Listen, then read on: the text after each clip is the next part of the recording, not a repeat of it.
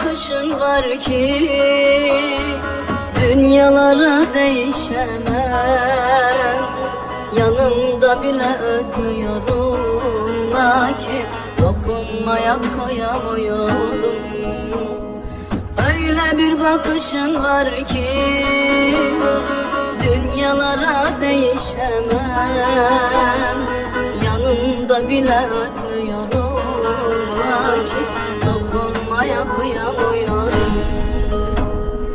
Ayrılıktan söz etme bana, bir daha anma diline. Allah korusun bir tane, ayrılıktan söz etme bana. Allah korusun bir tane, ayrılıktan söz etme bana.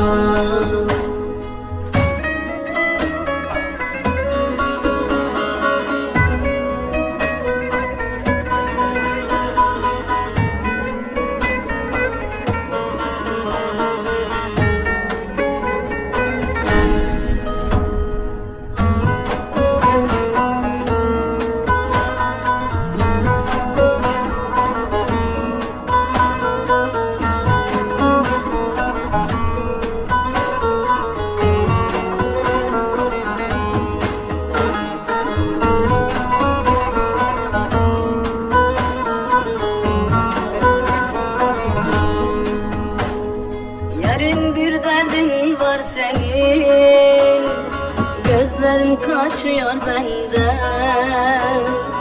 Anlat bana kurban olduğum, içim daralıyor benim.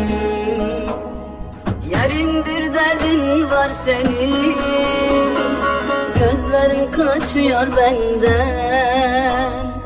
Anlat bana kurban olduğum, İçim daralıyor benim. Bir yuvamız olacak daha, bir oğlumuz olacak daha. Adını ben koyarım demişti, ayrılıktan söz etme bana. Adını ben koyarım demişti, ayrılıktan söz etme bana.